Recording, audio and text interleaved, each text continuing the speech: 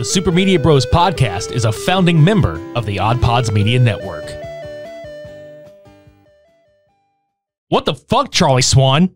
I'm your god now. Get a shrink in here. All that and more. You ready to go back to hell?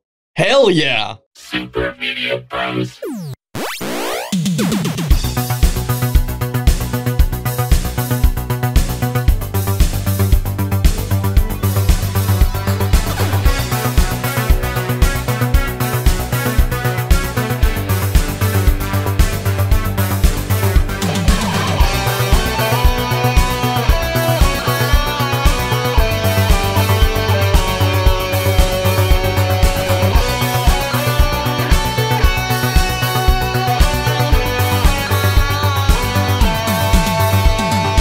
God, for the closer of Nic Cage November, I feel like we've sure gone to hell a lot.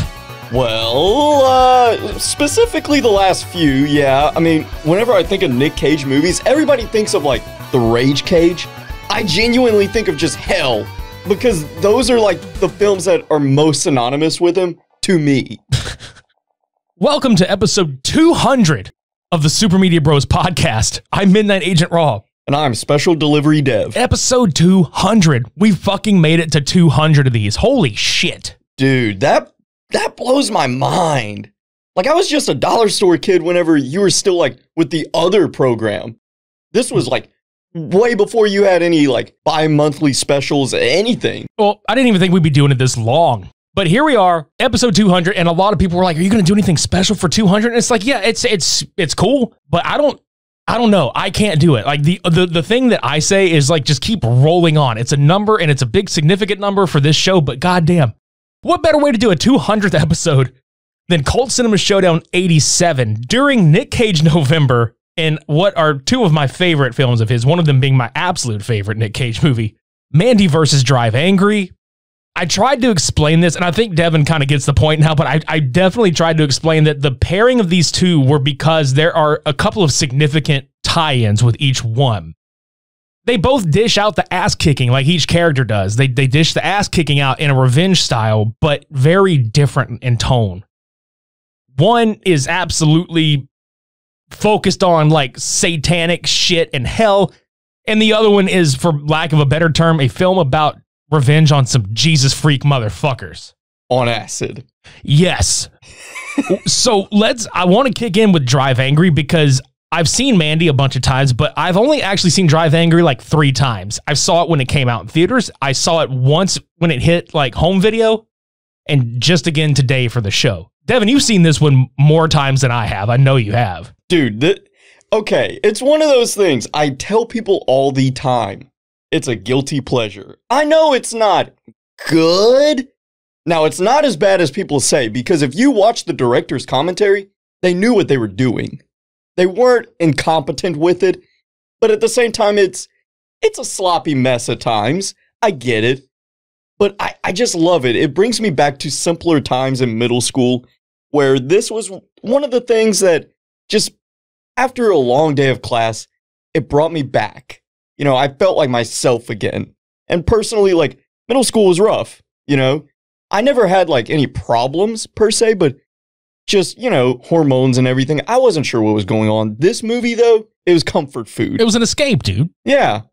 And there's nothing wrong with that. That's what cinema is all about. Dude, that's why in the Great Depression, cinemas thrived because people kept going back to escape. See, you're going to get a history education on Super Media Bros. We're not just about comedy and dumb shit. Yeah, we're like Blink-182. You're going to get your dick jokes, but you're also going to get some substance. There you go. I love that band.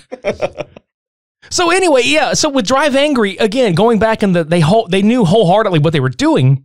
Todd Farmer was one of the people involved in this, and Todd Farmer is a screenwriter and sometimes actor, and he works a lot in horror.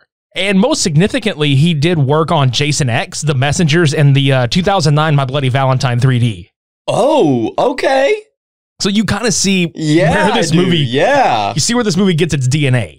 So let's get into it. So the plot of this one is a character named John Milton has escaped from hell and steals the God Killer, or Satan's gun, basically, to kill this man named Jonah King, who is a cult leader that murdered Milton's daughter and the daughter's husband and is planning to sacrifice Milton's granddaughter, who is an infant, because he thinks it's going to unleash hell on Earth. Right out of the gate, as you were explaining this, I just want to give this little trivia fact.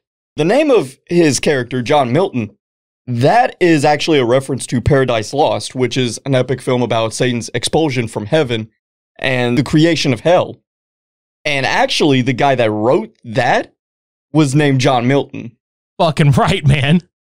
Again, they knew what they were doing.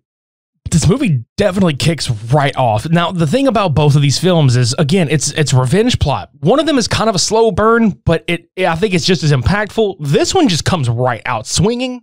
And I love how the plot point is just like, oh yeah, after interrogating and murdering some of King's followers in Colorado, yeah, you just want to call it interrogating and murder. He blew these motherfuckers away, like chasing them through like some back part of a city in a car. And these three dudes are like, they're sitting in one of those trucks that's just a bench seat, and the one dude riding bitch, just cracking me up. He's the one looking behind, like, oh no, man, I think he's on to us. And he just fucking rolls around the corner and shoots. And just their truck flips, and dude, I mean, it's fucking brutal. Like when he blows like one of the dude's hands off. Jesus Christ, he RoboCopped him. Dude, and here's the thing. I remember the first time I saw this movie, I was sick as a dog. I had like the flu or something, and all I wanted was to watch this movie. I'd seen trailers of it, so I begged my mom to go to the Red Box a couple of miles down from the house, and I was like, "Can you get this movie?" She did, not knowing what it was. Bruh, I watched it like 3 times in that one rental. And oh my God, like right there, whenever I saw the hand get blown off, I was like, fuck. Old boy running and he shoots his fucking kneecap off. Bruh, that shit. Little kid me was like, yes.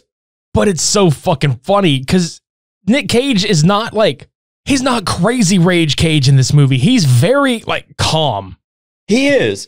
And honestly, I'm curious to see how much of that was his input versus the screenplay. Because here's another fun fact for you. He had just gotten off set for doing the first Kick-Ass. And he told the director, I'm not cursing in this. And they were like, what do you mean? I've been cursing too much.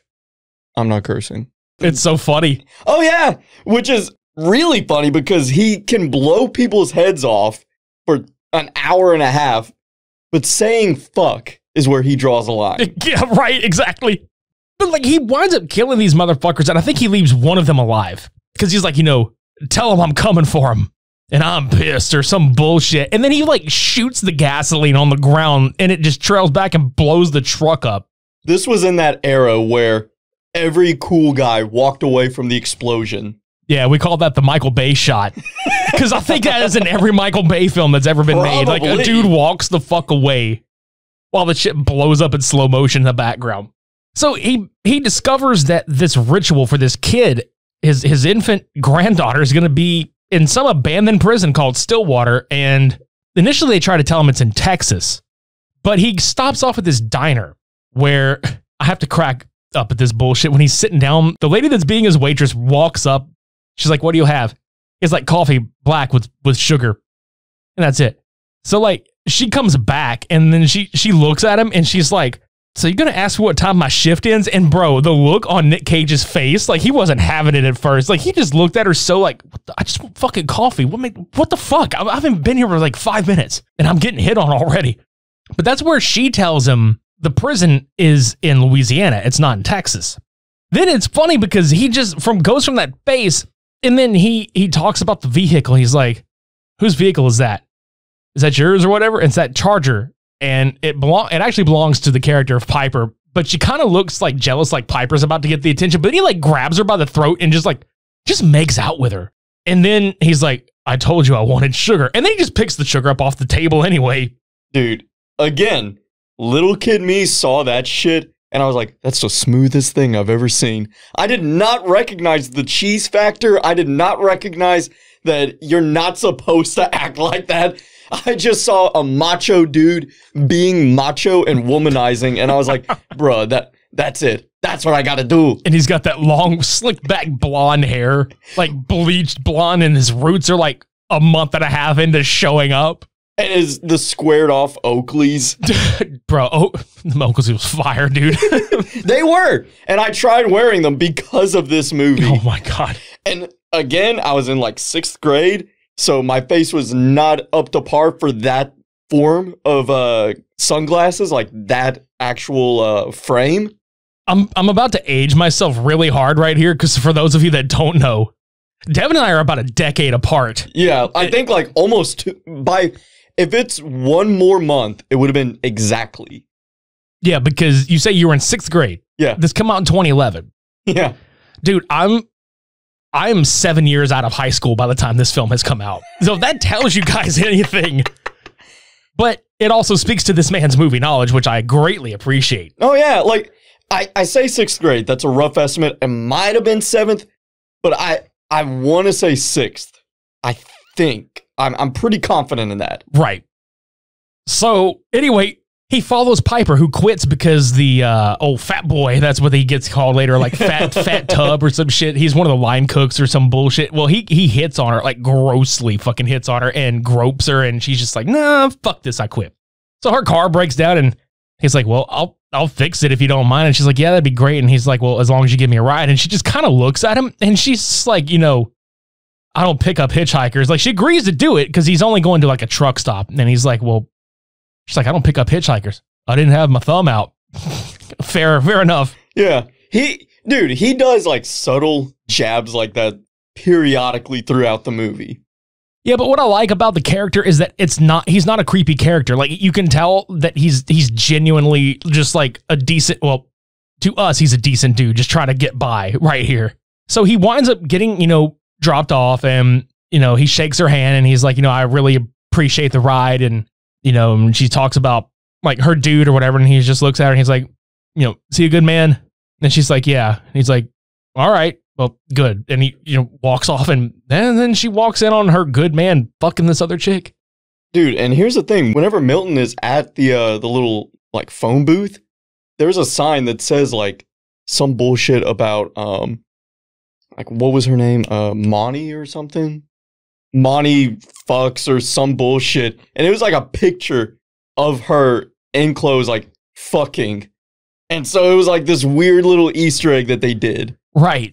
I'm trying to find. You're talking about the chick that's in the hotel room fucking the dude? Yeah. And, God, dude. And yeah, sure enough, because like right after this, when she walks in, and she beats the shit out of this chick. Like, she pulls her off and whoops her fucking ass, and she eventually starts punching the dude, and she's going to take his car. And I'm going to detour and say something, and I'm going to leave it at this. I don't like Amber Heard one bit. Oh, Lord. I don't like her at all. You can like her all damn day. I don't like her. I think she's a piece of shit. Jesus Christ. If the shoe fits. And that's my opinion. Now I'm going to continue the rest of this movie without naming Voldemort, because that's the bitch that shall not be named, and I will refer to her as Piper from here on out. I would fuck Piper. I would not. I said fuck, not date. I would fuck Candy. Fair enough. Let's move forward. So Piper's dude punches her out. Milton arrives like a big dicked hero and just commences to stomping and punching the shit out of this dude. And doesn't his air conditioning like fall the fuck out of his house on his face? Yeah. And I love the line after that, because like he doesn't die from it or anything, but I do love the line because he takes her, Milton takes her with him in her car, and they leave. And then she does eventually come to, and she's just like, you didn't kill him, did you? And he's like, no. And her response was almost like Dr. Phil. You know the one I'm talking. Thank you for that. Yeah. Like, it was so fucking bad. Thank you for that. So the audiences are a bunch of hoes? Is that what you're saying? Catch me outside. How about that? I mean, that's kind of how Piper was whenever she walked. She's like, catch me outside. How about that? Yeah. And she fucking like whooped that chick's ass so bad, dude. I mean, like, hard. She got a hell of a right hand. Fuck. That character was written tough as nails. You want to hear something crazy, dude? You know who was originally supposed to play that character and they auditioned her? Was Brie Larson. Really? I would have given anything to see her in that role. Dude, she would have been very good. Yeah, exactly. So, as we progress through this film, we forget that the accountant shows up, who's played by William Fichtner, and I think that's the same dude that played the villain in The Lone Ranger. If memory serves me, yes. And also, he was Eric Sachs in the Teenage Mutant Ninja Turtles movie that came out from Nickelodeon. The rebooted live action they did with like Megan. Yeah. The Michael Bay Turtles. Yeah, he was originally rumored to be the Shredder in that one, but that was kind of all a ruse. But anyway, that's beside the point. This dude is like, there's something he reminds me of. Like the way his voice is, his voice reminds me of David Carradine in Kill Bill a lot. Yeah. Like the tonal quality and the delivery of the lines and shit. Because I love he just shows up at the diner. He's like, you fat fuck, come here. And so, what? You fat fuck. Or should I say dead fat fuck if you don't start talking? Dude, whenever he goes to the trailer to talk to the guy that was dating Piper, he goes, some bitch. Where did he go? Oh, that's right, because he started talking about him like that. Yeah, he's like, some bitch went over there, blah, blah, blah, blah. Some bitch. Where did he go? Dude, the way he dispatches of that guy, like, he basically gets where Milton was going out of the waitress that he made out with. So he winds up at this house where Piper's ex is still at, and he's waiting on the cops to show up. So he does come in the house, and he insults him. So the guy's just like, well, I'm going to have to beat your ass with this stick from Kentucky. It's a baseball bat. So he tries to beat his ass, but then he winds up throwing him into the wall, breaking the bat, and throwing the handle in through his shoulder to pin him into the wall. And he's just sitting there, he's like, man, why is everybody beating me up today?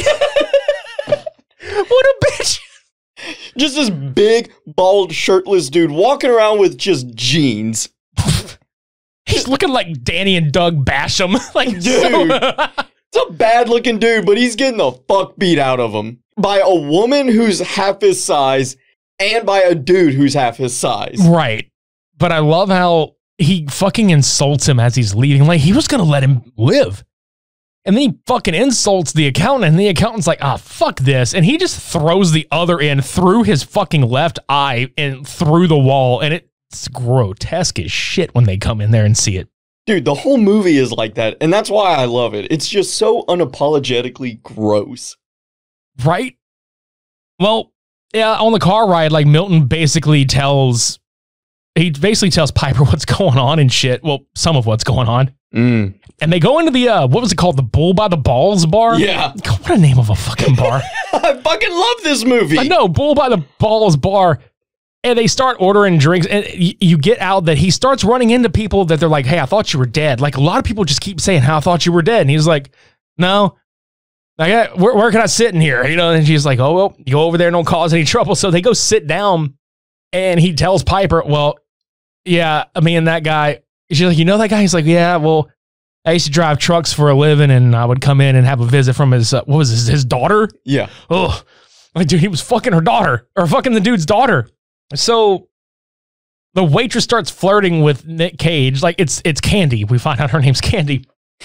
And then fucking Piper is sitting there, and she's just like, oh, well, all right, well, I'm going to go have a hot shower and, you know, get to bed and go get my nails done. And she's like eyeballing this dude. And he's like, well, what about your beer? And she's like, you drink it, and I'll see you in the morning. And so the waitress kind of starts hitting on him again. Well, later, she's getting her fucking toenails painted by this dude. And meanwhile, Milton is fucking Candy.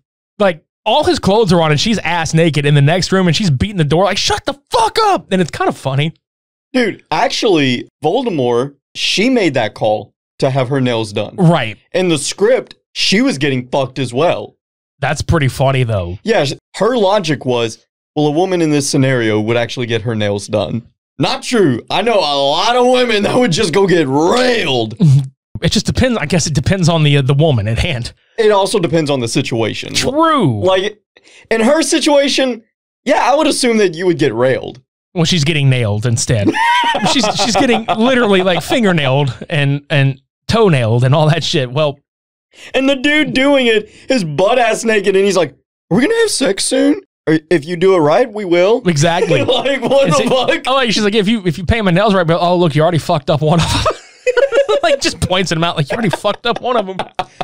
And then fucking, I love it because she goes outside, or she sees this dude outside, and she follows him into the other side of this bar, hotel, shindig, whatever the fuck this is. It's like a giant bar, truck stop, hotel combination. I don't know what it is. It's like the combination Pizza Hut and Taco Bell somewhere. But yeah, she follows him in, and it's this dude who's explaining how they're going to kill Milton because she sees on the news that this fucking Jonah guy has murdered and kidnapped this baby. And she overhears all the conversation. And then it cuts back to Milton fucking Candy. And, you know, she's just like, you know, why are you fucking me with your clothes on? And he's just like, what did he say? He said, like, he's like, I don't undress if I'm having a gunfight, or I don't derobe or some shit, like if I'm having a gunfight. Yeah. All the while smoking the fattest cigar I've ever seen and drinking whiskey straight out of the bottle. Just a bottle of Jack in his palm, clenching it, just long necking that bitch with a cigar. Sunglasses on too. What a scene. Because no bullshit. This dude is balls deep in this bitch and he is just blowing these motherfuckers away. What a scene. And it's literally only something Nic Cage can get away with in a movie. I'm sorry. Because winds up, like, she's on the ground and he gets fucking hit with a cattle prod. And so she's orgasming from this. And she shoots the guy in the foot, and then this other guy comes in and he's out of bullets. Well, then Piper rolls in and just whacks him in the head and he dies. And Candy is just like distraught, obviously. Then he just gets up and zips his shit up and he's like, all right, we gotta go. And they just fucking leave. Just a fucking legend. One of the people that he shot got away, though. Like, you barely notice him slip out the back door. Well, the accountant shows up as they're leaving. I forgot to mention that these state troopers that showed up whenever old boy got batted against the wall were faked into believing that the accountant was an FBI agent, who he's actually Satan's right-hand guy. So he possesses all the like magical, mystical powers and shit. So he's 100% convinced these two to follow him from Colorado to fucking, what is this, Oklahoma? Yeah, it was something like that. Yeah, and they're shooting at Piper and Milton. Well, Piper winds up shooting one of the dudes to protect Milton, and he turns and shoots the other guy in the head, so they're dead. So now she's a moidowing bitch. But yeah, they escape, and they're just hauling serious ass. Well, he starts telling her about his granddaughter who's been on the news, and she puts two and two together. Well, then here comes the accountant in hot pursuit in a police car over some bridge, and he's got the devil's gun. Milton does. So I love this exchange where he just looks at him. He's like, well, I got something that'll shut you up, basically. And he just fucking fires a warning shot. Well, he was going to kill him, but it zoomed past his head. And he flips over the bridge and into the fucking, like, water banking at the bottom. And so Piper and Milton just drive away. And actually, the Latin scripture on the fucking gun and everything, that actually says God's swift death. On the bullet and shit? Yeah. Yeah, dude. Good stuff. Dude. The attention to detail was fantastic. That's what I'm saying. There was so much. They took, like, actual, I want to say it was like an RV from, like, an old 1960s fucking film. I don't remember what it was. I don't know. We can fact check it later. But I'm just saying, like, all the little things in this movie, all the Easter eggs, all the just, oh my God. Can I say one thing that was one of my favorite parts about this movie? And it's like, it's the next scene coming up. Can we talk about what a fucking legend Tom Atkins is? The guy that plays the police captain. God damn, I love this dude so much, man. Like, one of my favorite roles that he did was in Season of the Witch, Halloween 3. Yeah, that was him. Yeah, dude, like Tom Atkins is amazing, but he just comes up and he's just, you know, he's in a regular t-shirt and some fucking jeans, and these guys are like, what the fuck are you doing here? And he looks and he's just like, the fuck are you doing here? You're standing on evidence is what you're doing. And the guy's like, oh shit, I'm fucking sorry, Captain. And he's just like, tag him, bag him. And then he finds Candy. This is a great fucking scene. He finds Candy on the ground. He's like, sir, we got a witness. And Tom Atkins just fucking walks over there. He goes, ma'am, we're here to help you. And she's like, he killed him while we was fucking. And then she looks up, she's like, they killed him while we was fucking. That ever happened to you? And then he goes, get a shrink in here. A fucking great scene. Like, it's weird because like she's like weirdly traumatized, but sexually amazed at the same time. Yeah, it's the weirdest shit ever. You can see it in her eyes. She's like, this was the greatest and worst night of my life. Right? She was like, there were multiple discharges happening tonight. Oh, God. God damn. Yeah. Do not edit that out. It ain't going nowhere. So anyway, to make a long story short, Milton explains that his daughter had essentially joined up with this cult that's pursuing him. And Jonah was the leader of this cult. And he apparently had broken his daughter's leg like in 3 places with a tire iron when she tried to leave the first time. Well, when she healed up, she wound up stabbing him with this pentagram thing and then leaving. And bit his dick off. Oof. But yeah, and so he kills them. He kills, which is just kind of fucked up because at one point he refers to his son-in-law as a tree-hugging, sandal-wearing person. But yeah, they finally pull over at this church because they spot the van that belongs to Jonah King. Well, they go inside and the church all come down on them like with guns and shit. So Jonah just shoots Milton right in the eye and presumably kills him, at least to Piper's, knowledge. She thinks he's dead. And he's got the granddaughter. Well, they escape in this RV that you were talking about a while ago. Kind of fucked up. But before Jonah leaves, he leans over and he tells Milton that he keeps the femur bone of his daughter on him at all times. And he uses it for his walking cane, in fact. Which is fucked up. Yeah. Well, they leave in this RV, and then Milton wakes up and just slaughters the rest of these sons of bitches in this fucking church, except for one dude that we'll get to later because it is kind of funny. And one of the coolest fucking car chase action sequences I've seen in quite some time happens in this section. Yeah, again, like, there's so much going for this movie. I love it, though. Like, he goes through this weird, I don't know what you would call it. It looks like a factory, like an outdoor, like, steel factory, some kind of shit, like, out in the dirt somewhere. I just always viewed it as, like, a mechanic shop. Yeah, that's what it kind of looks like. Well, there's a shot where he, like, slides his car, and I guess it's this chick in, like, a Jeep or some shit, maybe, like, I don't know what it is, but he's shooting at her, and he kills her, and then the vehicle just tumps into this weird, like, opening spot, and it flips forward, and it lands right at his feet, and he's just nonchalantly reloading his fucking gun, and just like, all right, whatever. And then he leaves out of there, and this other chick rolls out, and she's, like, on one knee doing that thing where she's shooting, and she's just like, ah! And I remembered the first time I watched this, I was like, man, I hope this bitch get run over with a car. And then no sooner than those words left my mouth, she gets fucking splattered like the fucking toxic waste guy in RoboCop. That's 2 RoboCop I was things. noticing that shit. Like, the dude getting his hand blown off was like a total, like, we just slaughtered Murphy. And then the chick getting splattered with the vehicle was just like the toxic waste guy that got splattered in the fucking movie.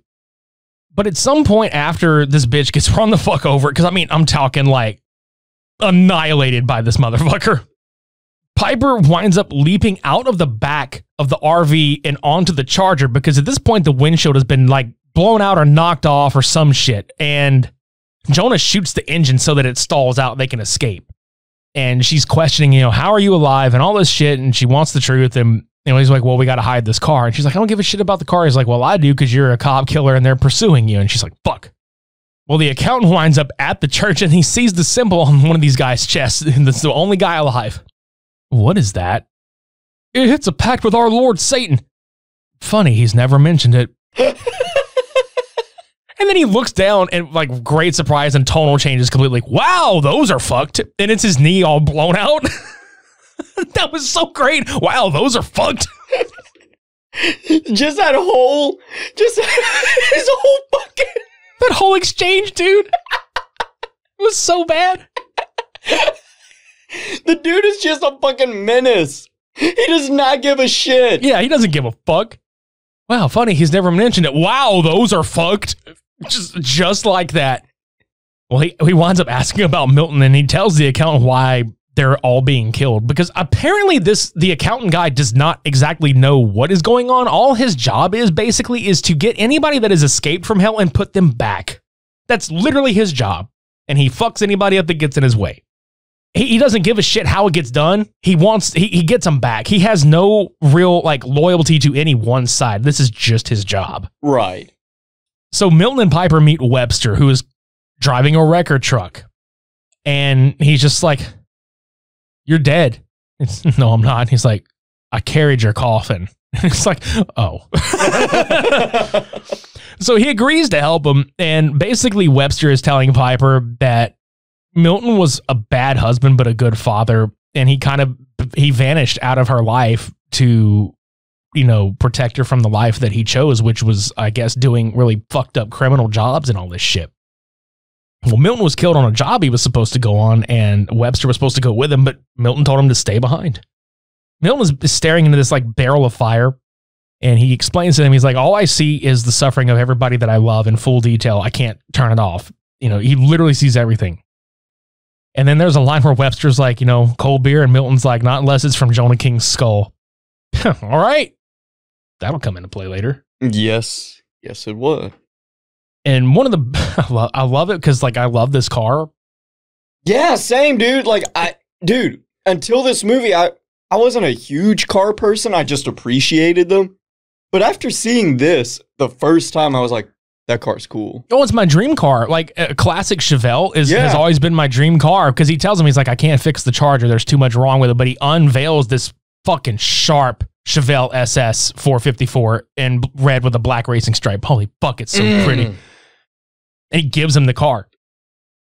And Piper winds up telling him that she's with him till the end because now her life has a purpose. Because she was just kind of like a dead end, person. Like, she had jobs that were going nowhere and she didn't really have like a good life.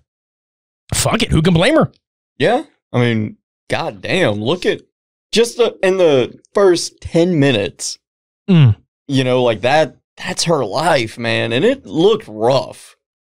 Yeah. Like she could do much better. Like, that character could do so much better. Oh yeah. And so they set off in this car. They're immediately pursued by cops. Tom Atkins' captain character has set up this entire roadblock brigade. And at first you're like, well, they're fucked. They stop.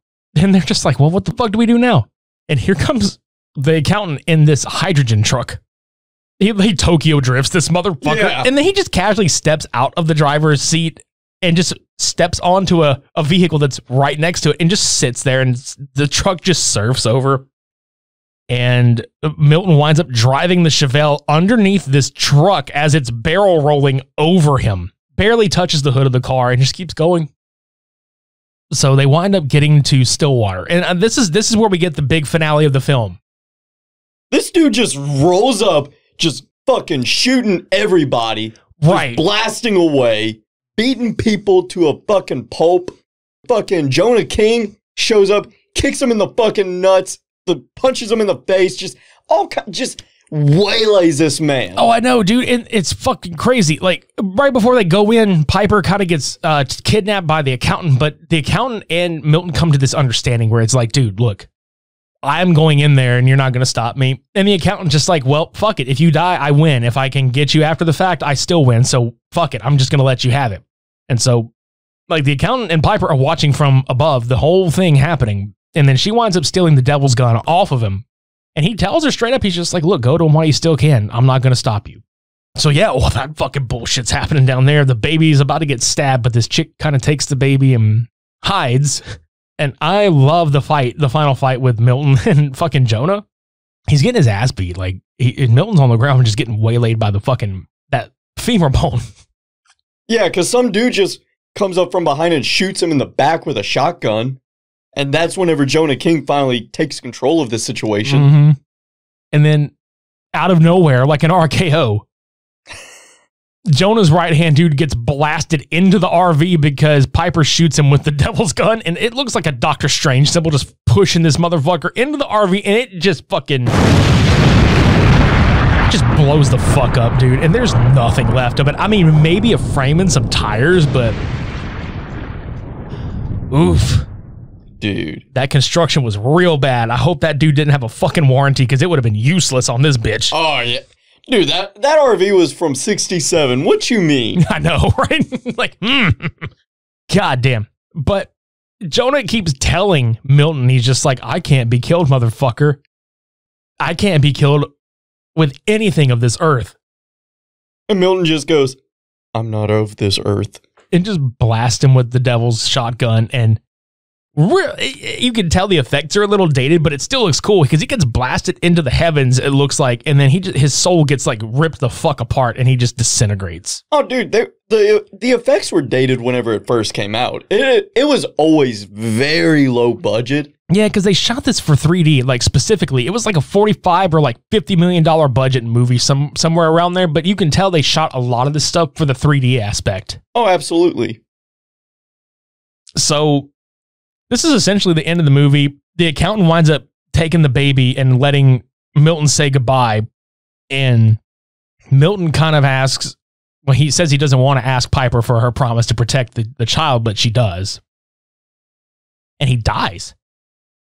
But I think he only dies like to her face or whatever, because like I think she winds up leaving, because then the next shot is Milton drinking that beer out of the skull of Jonah King. Fucking great. That was actually Nic Cage's call as well. He said to the directors, "Hey, can we actually get a skull? Like, can I drink out of this?" Which was a genius idea. Oh yeah, I like whenever shit comes back around. Exactly. And the movie ends when he agrees to return to hell. But he tells the accountant, he's like, look, if they put me in that hole again, I'm going to fucking leave. And the accountant's just like, well, I'm looking forward to that. And they drive off in this badass 1957 Chevy Bel Air right back into the gates of hell, which you pointed out that the ending write-off and the beginning write-off with the little small monologue was like something they did after they finished wrapping production. Not production fully, but after they finished, I think, the actual principal photography. Correct. The film was initially going to begin like as a cold opening in the chase scene, like that you first see. But then I don't know whose call it was, but they opted to actually open it up with hell and then end it in hell. Fucking A. Let's drive angry. We're going to take a quick break and we'll be right back. The holidays have come early here at Manscaped. Untrimmed pubes are a thing of the past, and it's quite possible that you have Santa Claus's beard in your pants. It's time to leave your significant other some cookies and milk at the bottom of your chimney. Those cookies and milk, okay. Look, if you're trying to serve up a holiday treat to your significant other, it's time to, like, not have any nicks or cuts down there because, oof. I am talking about the Manscaped Performance Package 4.0. Inside this performance package, you'll find the signature Lawnmower 4.0. This electric trimmer has proprietary advanced skin-safe technology to reduce cuts on your nuts. It's also waterproof, so you can use it in the shower. It's like a gift to your partner with less mess. The Manscaped Performance Package 4.0 also includes the Crop Preserver and Crop Reviver, an anti-chafing ball deodorant moisturizer and toner. It's time to keep your North Pole feeling and smelling fresh. This hygiene bundle will also come with a pair of Manscaped anti-chafing boxers that'll keep your junk feeling fresh all day. The perfect package for your perfect package.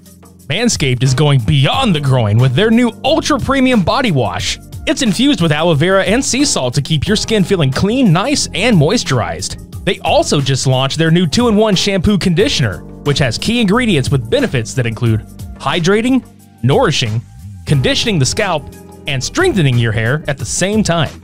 'Tis the season to load up on Manscaped products. So get yourself, your dad, your brother, and friends the best gift of all, the Manscaped Performance Package 4.0. Get 20% off plus free shipping with our code SUPER at manscaped.com. Every guy out there needs to add Manscaped to their wish list this season. So why not start now?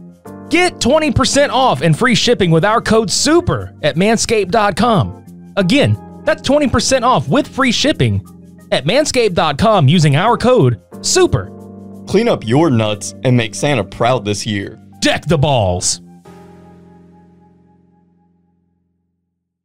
Hey, I'm Pantsless Aaron. This is Stevie. And I'm Augie. And we are Because Fuck You, That's Why, the podcast that's all about playing games and having fun.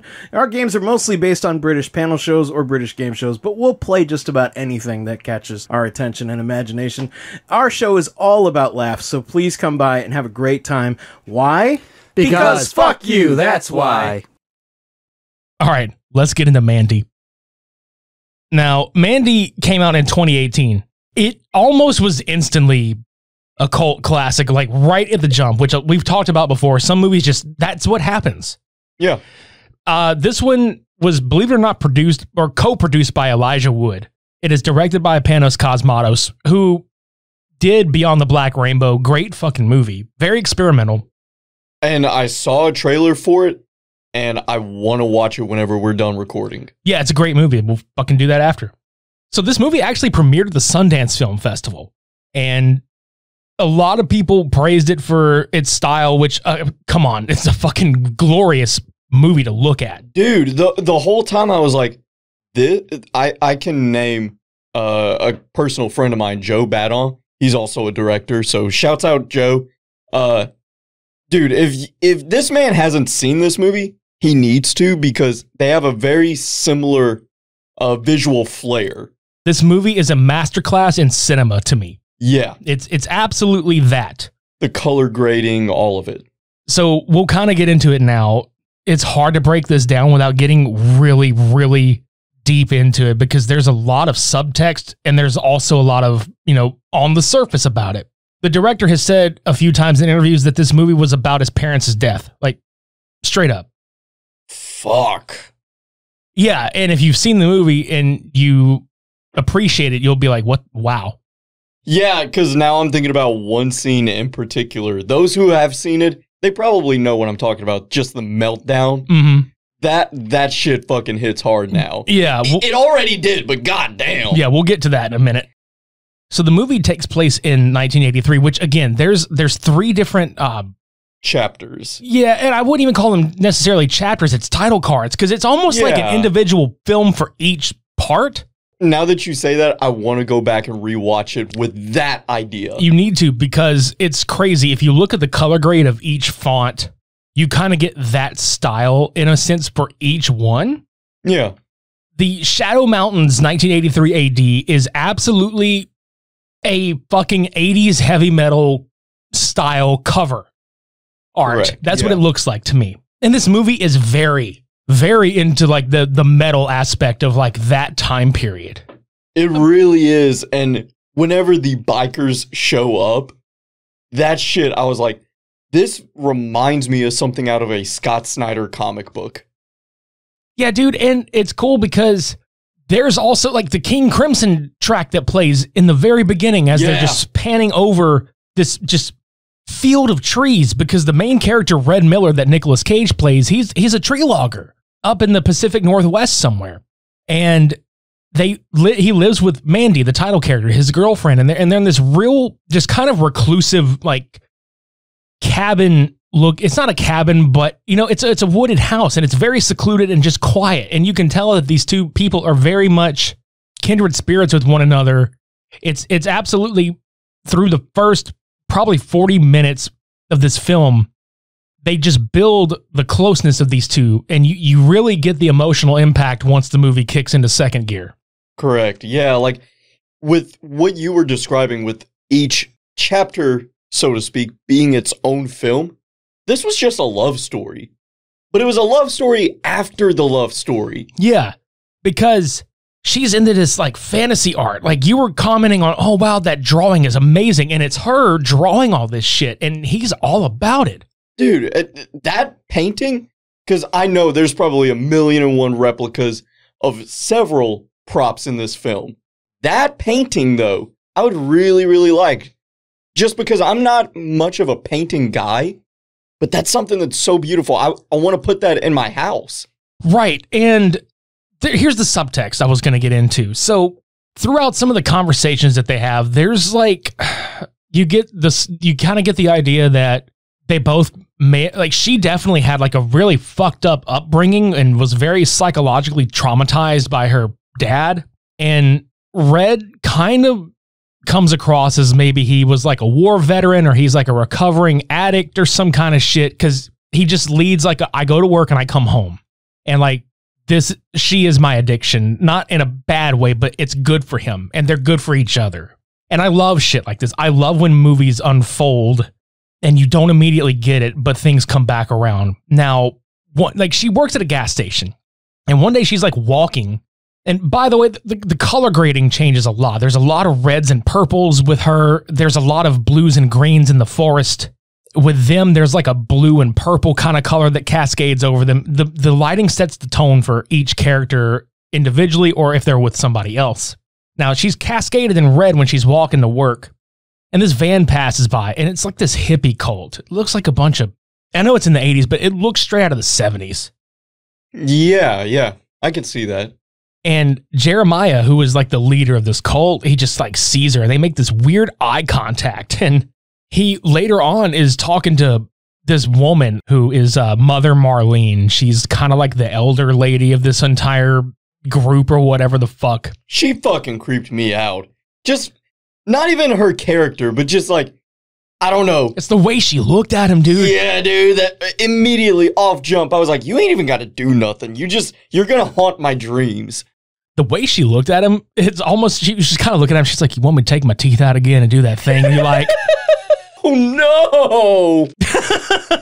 Sensational. She just looks at him. She's like, Jeremiah, you've been using that Manscaped product that the Super Media Bros talk about. You're so clean down there. God damn it. By God. So anyway, but he's looking at her and he's like, can you please get Brother Swan? So Brother Swan comes in and he tells him, he says, I need you to go and get that girl that I saw. I have to have her. Like, he's instantly obsessed. So later on, Mother Marlene goes to the gas station that Mandy's working at. And she comments about the book that Mandy's reading. And Mandy's like, yeah, okay. Yeah, that'll be $5. Like, she's just kind of trying to like not people too much. You know what I mean? Like, yeah. And I get that. Dude, I work retail. Those of you who have been around for a while, whenever I was dollar store dev, y'all know I was that guy. Right. Just get your shit and go. Get the fuck out of my store. God damn it. Motherfucker. You get the sense that through her eyes, I guess, she sees that there's maybe something off there. Because Marlene is like, oh, y'all stay out here, blah, blah, blah. And she's like, yeah, we stay out on this house by Crystal Lake or whatever the fuck. And I'm like, oh, you fucked up when you said that. Yeah, like, as soon as she said that, I was like, the way that sounds, that's a distinct location. That's not like a very urban area. If they find one house, chances are that's yours. Yep. Because later that night, 2 of the disciples are in a van and they're just like, are you sure this is the place? Yes, I'm sure this is the place. Because they take this ocarina looking thing and they call out and then they just wait. And it's this fucking black metal looking fucking biker gang that comes out on motorcycles and ATVs, and they just look fucked up. Like, one of them's got armor with nails and bolts coming out of it, and the other one just looks like they're slimy, and you don't really get a good look at them because they're always cascaded in black. Dude, that fucking shot when the smoke started to clear and you could actually see everything. And it cuts up in red behind them and everything, and they step up. God. Dude, that is some haunting ass shit. Like, that's one thing about this film. It's very like ethereal.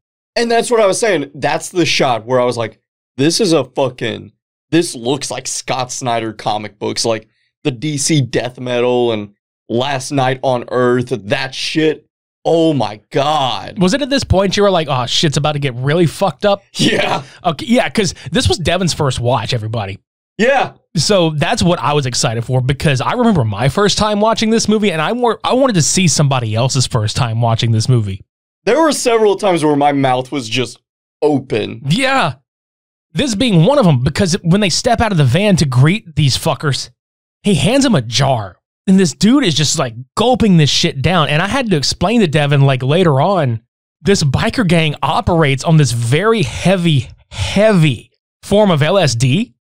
And they consume it by the mason jar full at a time. Not even like a drop. They drink this shit. They are fucked up. So the leader of this biker gang looks at him and he's like, blood for blood. And then the other guy from the religious cult's like, well, just first things first. Because at one point, they're discussing how they're going to make this deal. And I can't remember if it was Jeremiah or one of the other guys that was like, yeah, it was Jeremiah. He was like, yeah, we'll sacrifice the fat guy. He can't even find his nose in a fucking mirror. Yeah, they call him the porker. That's right. Yeah, we'll get rid of the porker. And it's, dude, the porker sounds like something you'd order at a fast food restaurant.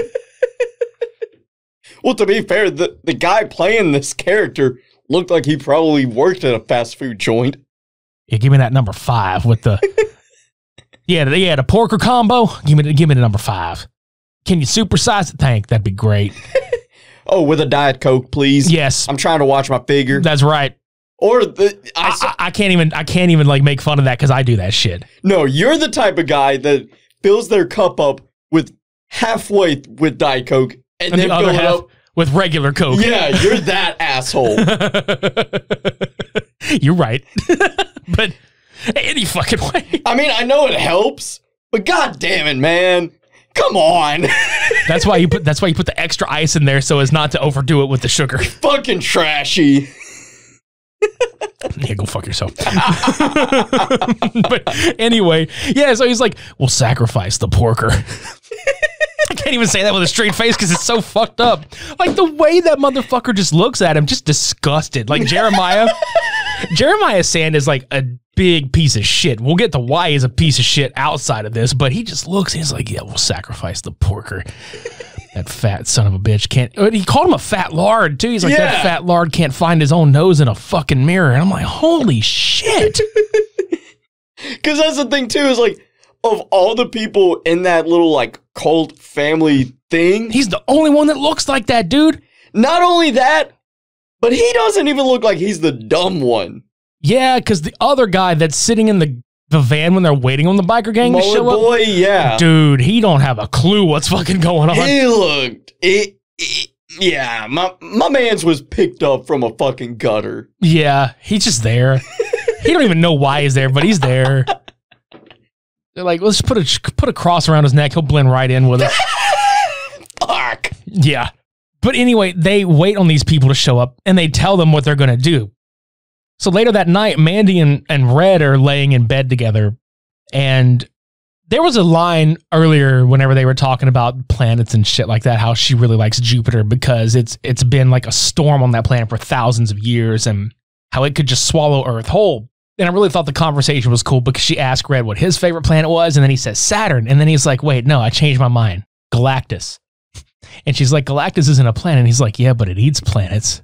And we were just geeking out because, I mean, again, Nicolas Cage is a humongous comic book fan.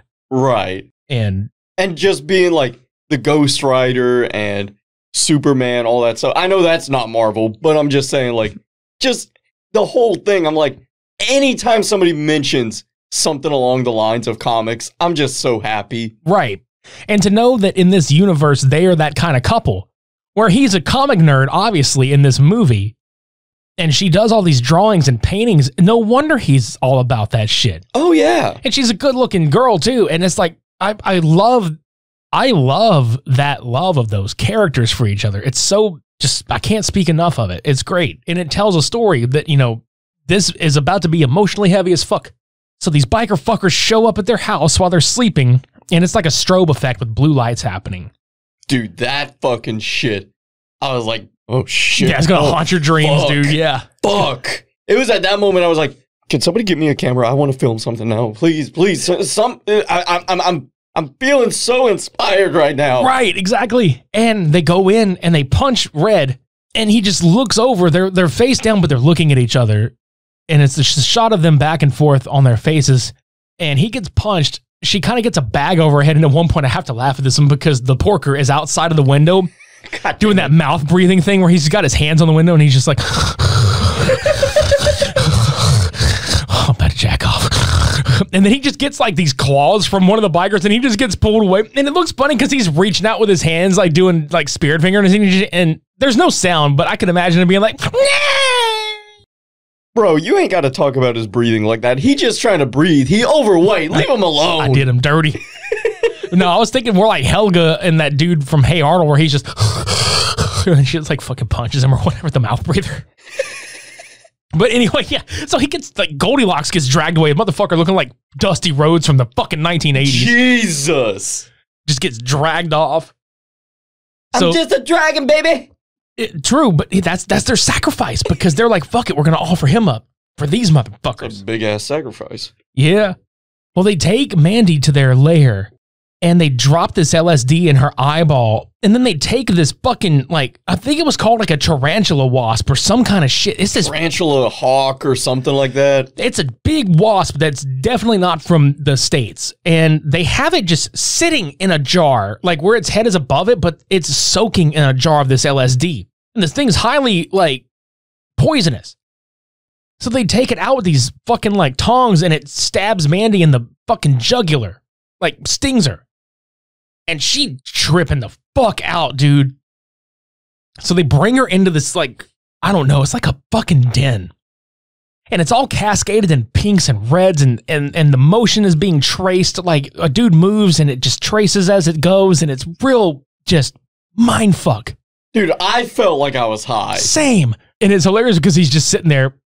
And I'm not going to quote him exactly, but basically what happens is you can tell he's done this before, where he gets a female in there, and he's like, do you like the Carpenters? And she's like just dozed off, and he's like, do you like the Carpenters? Like the fucking like voice just trails off him. It's like American Psycho. Dude, if that shit was fucked up. Dude, it'd be funny like if they cut this movie where he was just like, do you like Phil Collins? Do you like Huey Lewis and News? Do you like my cock? Yeah, because my man's whipped his fucking dick out. As soon as he unrobed, I was like, what? Yeah, the dude did full frontal. And fun fact, the guy didn't really want to do it at first because the scene called for him to do it and like jack off in front of her. But he initially was like, I'm not doing the nudity thing because I feel like that's fucked up. But like once he read the script and he saw like what the character was, that's when he agreed, okay, I'll do the full frontal, but we'll do away with the masturbation sequence. So essentially what happens is he plays this record for her, and it's kind of like the Carpenters, but it's a song about him, and he made the song. It's almost like this family is a direct replica of the Manson family because the dude's a failed, that vibe too, very failed musician and didn't like to be told he was a failure, which is what she does because she's like, you made this song? And he's like, yes. And all of his naked glory right there. And she's like, and it's about you. Yes. And then she just maniacally is just gutturally laughing in his face. And he's just telling everybody in there, don't look at me, don't look at me. And she just keeps just getting like more, like, obviously I am laughing at you, but now I'm taunting you at this point. So they drive back out to their house where they've got Red tied up in barbed wire and gagged in barbed wire. And they stab him in the stomach with this blade. A blade? Yeah, it's a giant fucking. It's a giant fucking. That was blade. a goddamn dagger. Yeah, it was big. And they tell him basically like, "Oh, we wasted our finest batch on this whore of yours, and now this whore is going to be cleansed by fire, and you're going to learn exactly you're going to learn the power of fire cleansing." So they have her in a sleeping bag, zipped all the way up, and they tie her to this bare-boned swing set thing in the front yard, and they set her on fire. And Red watches her burn to fucking ashes, but the way they shoot it is real fucked up because it's a lot of slow, soundless things happening. Like you hear the score and you see Red in the lighting, which is like a red, and then you see the flames from the fire pick up and light the shot up more, and he is like crying and screaming in horror, but you can't hear it. It makes it more impactful in my mind, and you see like shots of the laughing. Right, yeah.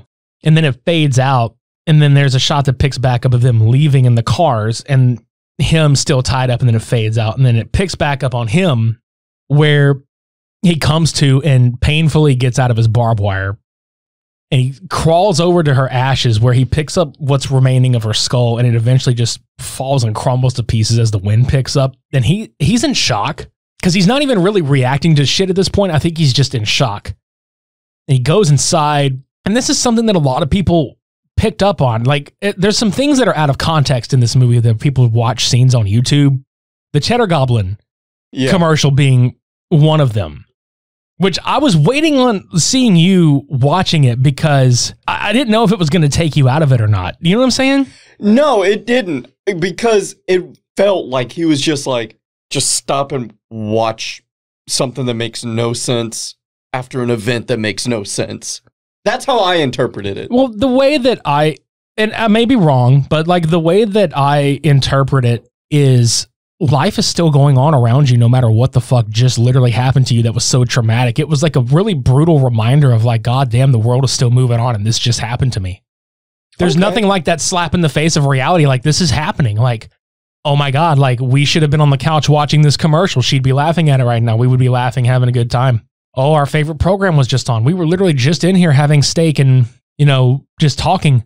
Both explanations that we were giving makes equal amounts of sense. That's what I'm saying. It's just a hard, like, fuck. Wow. That's what I love about this movie too, is like, you can have multiple interpretations of it. In a little bit of a way, it's almost a comic relief moment because of something like the way the film beat works is you have to have something a little lighthearted to kind of pick you up out of that heavy shit that just happened, because this is a heavy movie. It is, dude. Like, when it ended, I just kind of slapped my knees and I was like, whew, okay. Do you remember the Adult Swim Too Many Cooks? Of course. Okay, so Casper Kelly directed the Cheddar Goblin stuff. The same guy. This makes so much sense. Right, exactly. So we're going to bounce into some other parts of this film where he goes and he passes out on his bed. And there's some animation sequences that happen throughout this movie, and this being one of them, where he keeps seeing visions of Mandy. And each time she's kind of either fucked up or zombified or underwater. Like, it's really strange. But he comes to, and this is another scene where a lot of people take it out of context. It's the bathroom freakout scene. Yeah. Now, a lot of you out there that have probably seen this without seeing this movie are like, oh my God, it's a fucking crazy Nic Cage thing. Again, I'm probably going to be called a dumbass because anytime I watch this movie, it takes a lot out of me. In this scene in particular, he goes in the bathroom and he starts kind of like violently digging through these drawers, and he finds this giant bottle of vodka and he starts drinking it. And he's leaning back and he starts kind of breathing heavy, and then he drinks it again. And then he slowly just starts like screaming out loud in rage. And then he goes from enraged to like bawling, crying, angrily screaming to just bawling, crying. Like there's so many ranges of emotion he's going through in this one. And this was done in one take, and he nails it. And I don't think anybody else could have properly done that, because in context of this movie, that is emotionally difficult for me to watch. I tear up every fucking time, because I can imagine that is probably the most honest, real, outward pouring of grief I've seen on film from an actor. Yeah, because within that moment, you saw like the anger and grief, like those two sections of the 7 stages. Mm-hmm. And then you can also see the gears turning on how I'm about to get these motherfuckers for this. Oh, yeah. Yeah. And that's what the thing. It would have been so easy for them to go through all 7. Right, but he's sitting there, and a lot of people are like, well, what's with the alcohol? Well, goddamn, like, drinking that would, like, he's drinking it as quickly as he can to numb himself. That plus, like, heal his wound, or not heal wound, not heal them, but... He's disinfecting his stab and cuts and all this other shit. Oh, God, but what a scene, honestly. And then this is where the next day he goes to his old buddy's house, and he goes and he gets the Reaper, which is his crossbow. And I guess it's here that he may be a military veteran, because this dude that he visits is still in his fatigue and shit, kind of. Yeah. So he gives him these arrows that can cut through people like a fat kid through cake, end quote. And it's the dude, I'm trying to remember his name. Hang on. It's Bill Duke. The guy that plays him is Bill Duke, and he was in Commando and Predator. He's the dude that's like shaven like dry in the woods, and he fucking breaks the razor on his face. I love this guy. God. But this is where Red is like, they fucking burned her. They burned her alive. And he's like, well, what are you hunting? He's like, Jesus freaks, these hippie type fuckers in a van. And like, he just starts going off on them. But the guy tells him, he's like, the Black Skulls. That's the name of this gang, is the Black Skulls. He's like, he's like, word's coming down from like truck stops. These motherfuckers have been gutting people, leaving them on their doorsteps. And then it started being more localized. Then the dude that supplied their drugs didn't like them, so he gave them a bad batch of LSD, and they haven't been right in the head since. So this is the LSD that they're drinking, is all this fucked up shit. So Red goes and crafts this metal as fuck, like axe thing. And it's actually designed partially inspired by the band Celtic Frost's logo. Okay. I'm gonna have to relook at this. Yeah, so it shows him like, he looks like Tony Stark in the fucking, in the cave, just hammering this bitch together. Like, I'm about to fuck some shit up. It's like everybody that ever did a Marvel film went to the school of, how do I fucking hammer iron out? Like just make something crude in a basement somewhere. But yeah, he basically loads this motherfucker up and he goes hunting. Let's get into the last half of this film, because the first part, like we mentioned earlier, being the Shadow Mountains of 1983 AD, this is where we were in the Children of the New Dawn, which was the church people. Then it's not right here, but eventually we get right into the Mandy title card like an hour and something into this movie, which I thought was a ballsy fucking move. Yeah, it really was, because the whole time I was like, so I wonder what the third section is going to be called. Because I was already assuming there's probably going to be 3. Number one, because how long each one is, and also beginning, middle, end. So whenever I just said Mandy, I was like, oh, fuck, that hurts. But also, that's so fucking sick. Yeah, it is, because the Mandy logo is done almost in a heart shape, but it's absolutely that black metal font where you cannot read whatever the band's name is. You can't fucking read what it says. Yeah. Well, it started off with just Mandy. And then it spidered out and shit. Yeah. Oh, so fucking metal. Like, it really is, dude. It's so fucking metal. But he takes these fucking bikers out one at a time. Like, the first one, he just shoots with a crossbow and then runs him over with his fucking car. And the car fucking flips like I don't know how many times. Dude, the first time I saw it, I was like, you're gonna fuck your car up? You're gonna fuck... Oh, he fucked his car up. And then he flipped it. I was like, oh, he dead.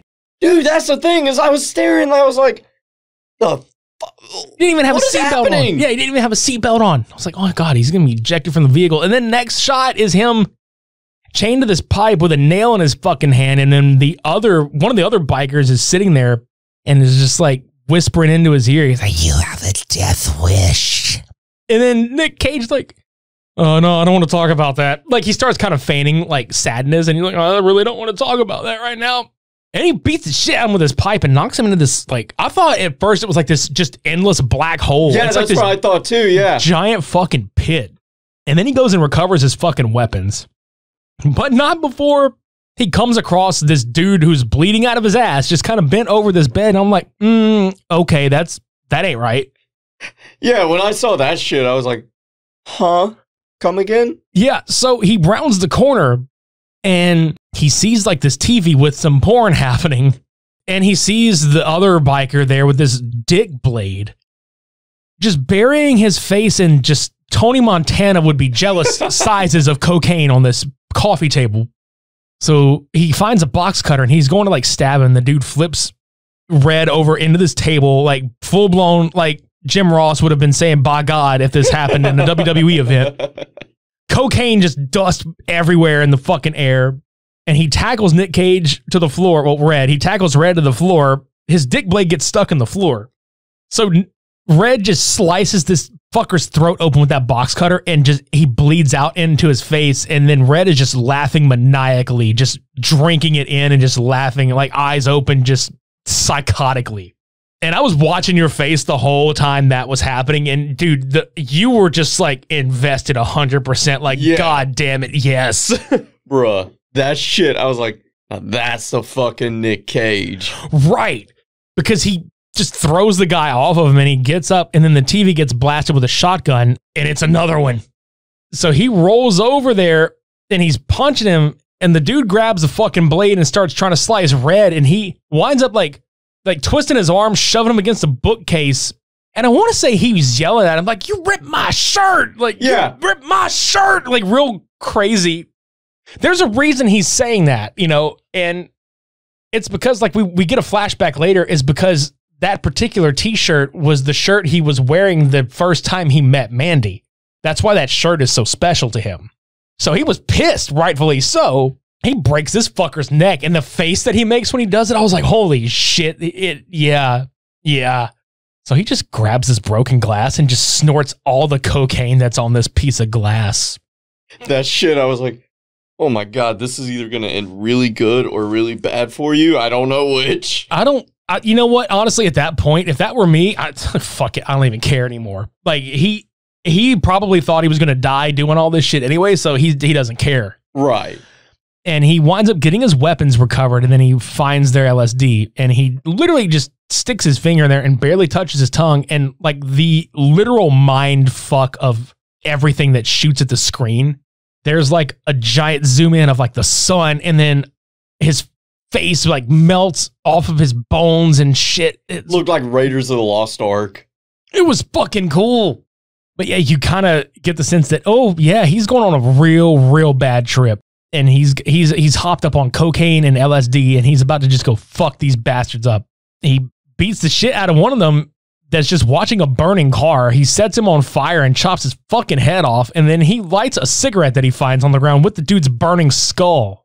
That shit was so fucking metal. His face the whole time, he's just like, yeah, that's a good cigarette. I mean, it's almost like I don't even know if that's what they were going for, but I think for me, of at least getting some of these motherfuckers, that's like an after sex cigarette right there, dude. Straight up. I'd like to think that's what they were going for. Oh, same. Absolutely. Because then the next one, he's riding off on this ATV and he finds the motherfucker that did the little diddly diddly do with the fucking ocarina and called these bastards in the first place. And he shoves the ass into that giant like metal axe weapon right down his fucking throat against this tree. And he's just dying and choking on his own blood. And it's just, chef's kiss. Dude, and the whole time, that man was talking shit. Like, he knew he was about to die, so he was just like, let me fuck with this dude. Get all the shit talking I can out.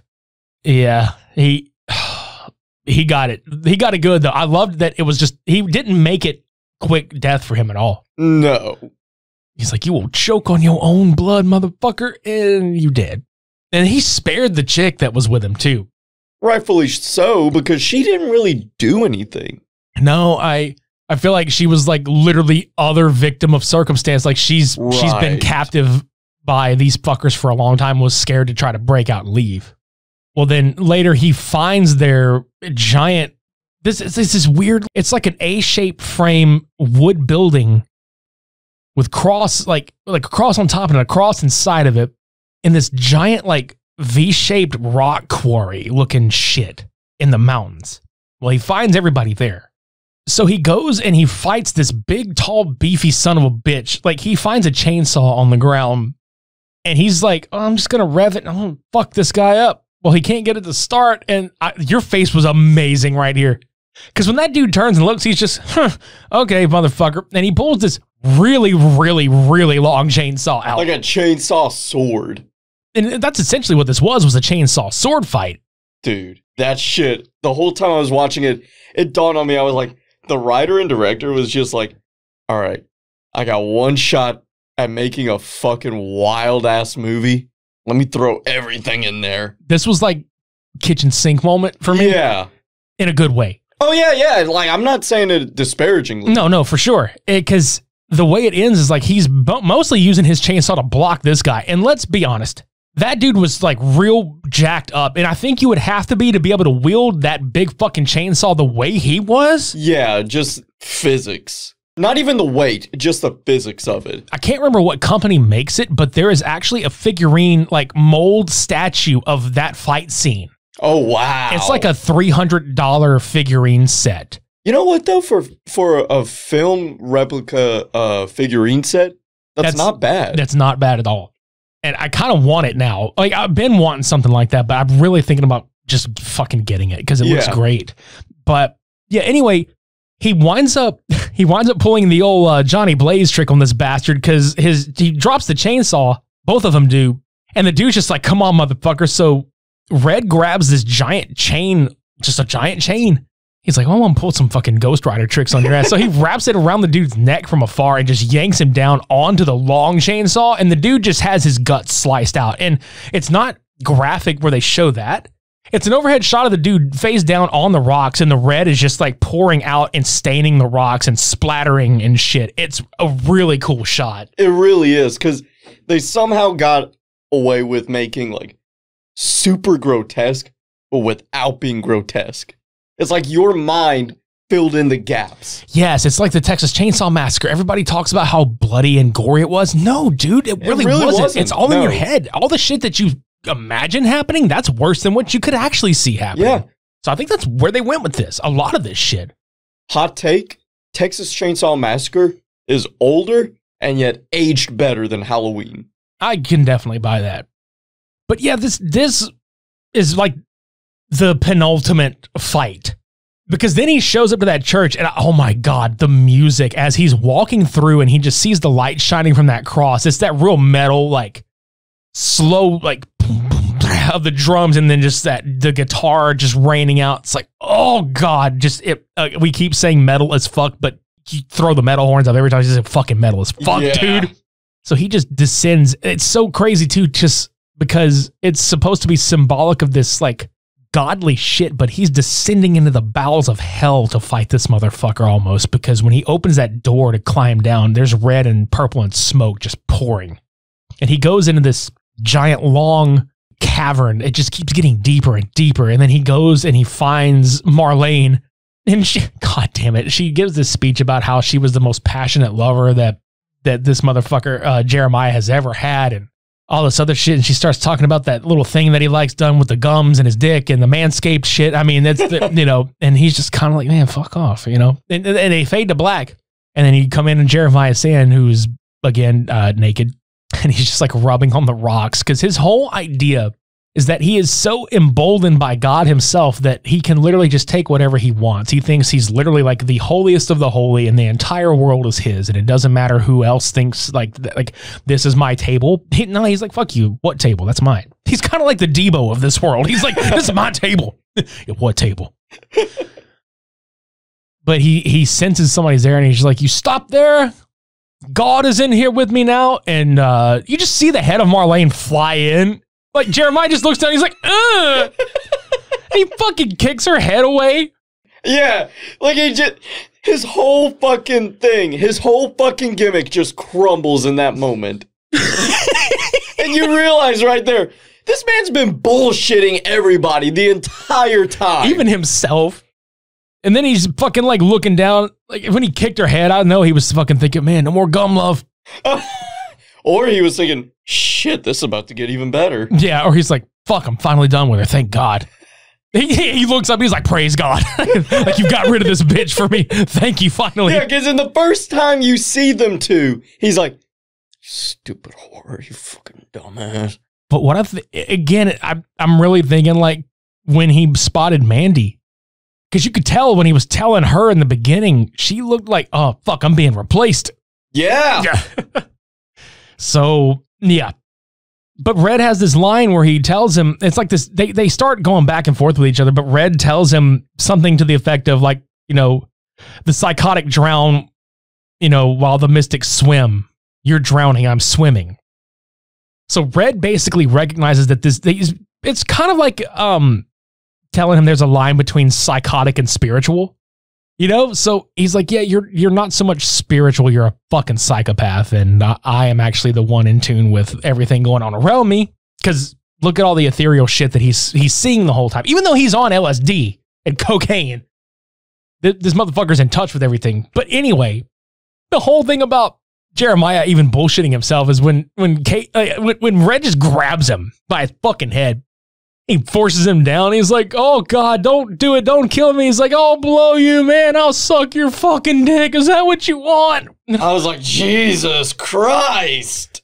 Yeah, he's really begging for, but then he like snaps out of it and he's like, no, you're the one that should be kneeling to me, motherfucker. Kneel before me, motherfucker.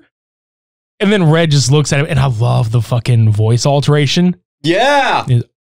I am your God now. And just crushes his fucking head, like pops his eyes out of his fucking skull. And then I did kind of laugh a little bit, because when it happens, Red just goes, you just hear, oh, like he comes. It sounds like he just orgasmed when he crushes fucking head. Yeah. That's that after sex cigarette we were talking about. Right. It's the immediate relief of, I got this motherfucker finally. He just throws him down. And then he sets the whole church on fire and just walks away. But this is kind of like the after sequence. Like he gets in this car, and there's kind of an unknown fate, because you don't really know what's going to happen next for him. He drives off, and he's remembering the first time that he met Mandy in a club somewhere, I'm guessing. And he's also picturing taking her home that night because she's in the passenger seat, and then he's still in his number 44 jersey shirt, and he's clean. Like, you can tell it's from that night.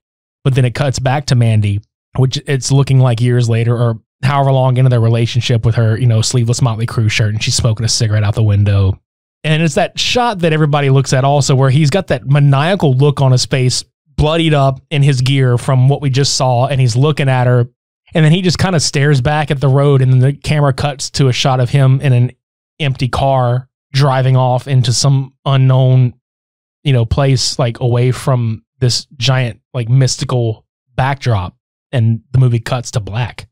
And goddamn what an experience this film is, dude. Like I told you that before you watched it. I was like, it's not so much like a movie, it's a fucking experience. Like It this is really was. it's cinema. Yeah. Like, goddamn, dude. Yeah, and again, it's one of those situations that's hard to pick a winner. And because I know that we're both partial to like each one. Well, not only that, but tonally.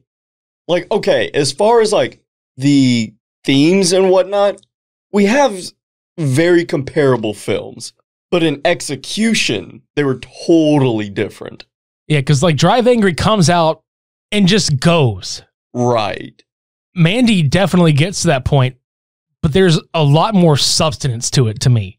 And I think that's, at least if I am picking, you know, like we both could pick one or the other or opposites. The reason I would pick Mandy is not just because like, oh, I love this movie more, but like I like Drive Angry. It's a great, fun, stupid popcorn, like kick motherfuckers in the dick film. I guess the reason I would pick Mandy is just because I feel like I'm more attached to the characters and the ramifications of the actions against said characters and the results of this revenge. With Drive Angry, there's no like emotion to what he's doing and why he's doing. He's just kind of there, and there's really no attachment to some of them. Like the only attachment you get sort of is with a little with Piper because you see what she goes through, but we didn't really. I don't know. I couldn't emotionally attach myself to any of the characters in it, other than it being just a movie to be a movie. Right. Look, Drive Angry, like I said, one of my favorite guilty pleasure movies. Sure. You know, like, as far as, like, Oscar winning and all that, no. I know it's not good. Right, but you know what you're getting into with it. Right. Like, look, Mandy is the better film from point A to point Z, okay? There's really nothing that Drive Angry did better, but it's just, like, it's such a special movie to me. Right. It's nostalgic. It's everything, you know? Sure. But as far as, like, what we are doing as film pundits here on this podcast, as reviewing, yeah, Mandy wins. Yeah, absolutely. And again, I've told you this a million times, and if I've mentioned it a million times on here, like, do you understand why that's my favorite movie that he's done? Dude. Honestly, like, yeah. Because there's so much in it. You get like the Nicolas Cage that you want to see, as far as like you get the maniacal shit where he's lost his fucking shit and he's just murdering the fuck out of these bastards. But then you get like the good acting where he's got, you know, normal humanistic dialogue with her at the beginning. And then you have the good mixture of the scene where he's drinking and flipping out in the bathroom. That to me is a great example of him using that to his advantage, where like in context of this movie, it is emotionally draining. And people say Nic Cage is like one of the worst actors of all time. I heavily fucking disagree. I think Nic Cage is one of the best actors out there. And that's not just because we have a whole month dedicated, and it's not because of a lot of the cheesy films we like him in. I mean, fuck, he's turned in some amazing performances. Go watch Pig. Yeah. Like, seriously, that's one of his most recent movies. Go fucking watch it. That is a fantastic film, and he's done a shit ton of others, which we've decided that, and hell, you guys voted on it out there on Twitter. We're going to make Nic Cage November an annual thing. So just be prepared for that. We'll do this again next year with a shitload of his other movies. I already know which one we're adding to the list. Yeah, I know a few of them. So just be prepared for that. And don't forget, we're going to kick off December with our annual Santa Media Bros content. So we're going to be covering Christmas stuff.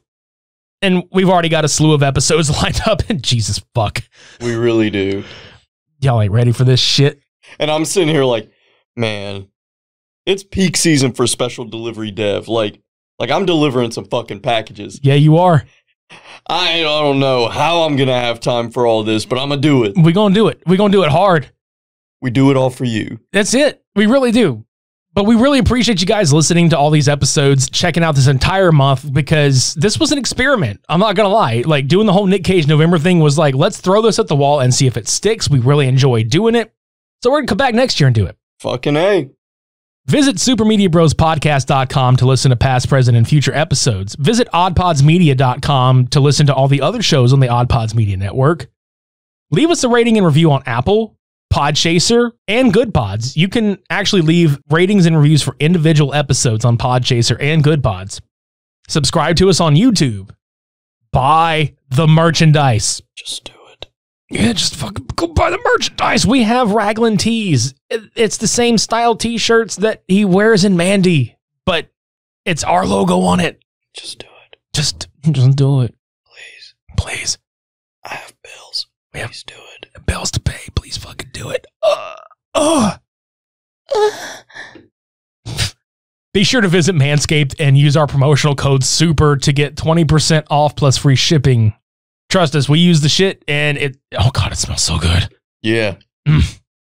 I also want to say thank you very much to this podcast is written on the back of the Declaration of Independence, Cage Rage and Videorama for participating in this month's festivities. So definitely check those three out. Great shows. And yeah, I think that's all I got, man.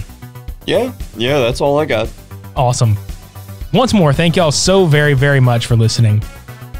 This has been Cult Cinema Showdown 87, Mandy vs. Drive Angry, episode 200. Until we return for Santa Media Bros, I've been Midnight Agent Raw. I'm Special Delivery Dev. Shades on. We're off.